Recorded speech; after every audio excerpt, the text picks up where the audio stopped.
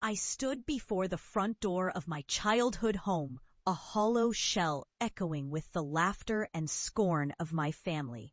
I could still hear their voices. "Lost your mind, haven't you? You'll disgrace us. Just a delusional obsession." Each word cut deeper than any knife, but I had survived, had thrived in the churning depths of a world they could scarcely imagine. I was no longer the outcast they had ridiculed. I was an expert in the unspeakable. And now I was returning home to prove it. When I first began my work as a census analyst, my curiosity about the ghost citizens had arisen from a whispered conversation in the records office.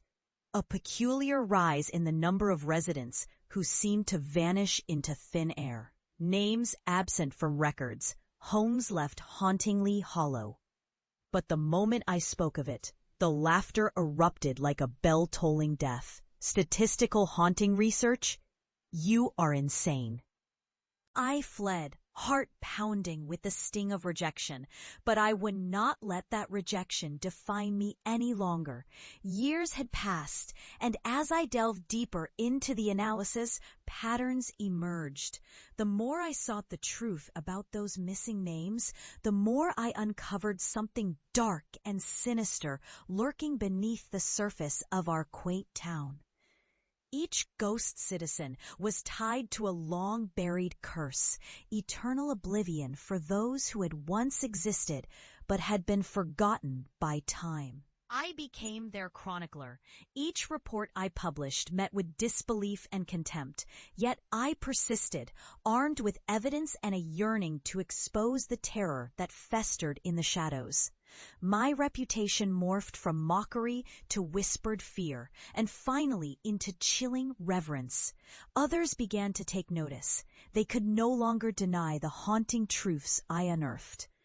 But as I returned to the place where it all began, I felt the weight of those ghosts pressing against me, a crown of unseen thorns. I pushed open the door, the creak of aging wood like the groan of a forgotten soul. The familiar scent of my childhood rushed around me, mingling with the memories of laughter that had once felt warm, but now twisted with bitterness. My family stood in the living room, shock draping across their faces, morphed from petty skepticism into something far more profound. "What are you doing here?" My mother's voice trembled, her eyes scanning me as if searching for the remnants of the person I used to be. "I've come to show you," I replied, my voice steady, yet tinged with an undercurrent of something darker, something they could not fathom. What you laughed at, what you dismissed, it's real, and it's here. Their laughter had once echoed through these walls, but now my words hung heavy in the air, pulling their hearts down into a pit of dread. I reached for a small. Opening it, I revealed pages filled with names meticulously crossed out, each cancellation echoing with the weight of loss. Each name here, I explained, was once a person, a life counted among us.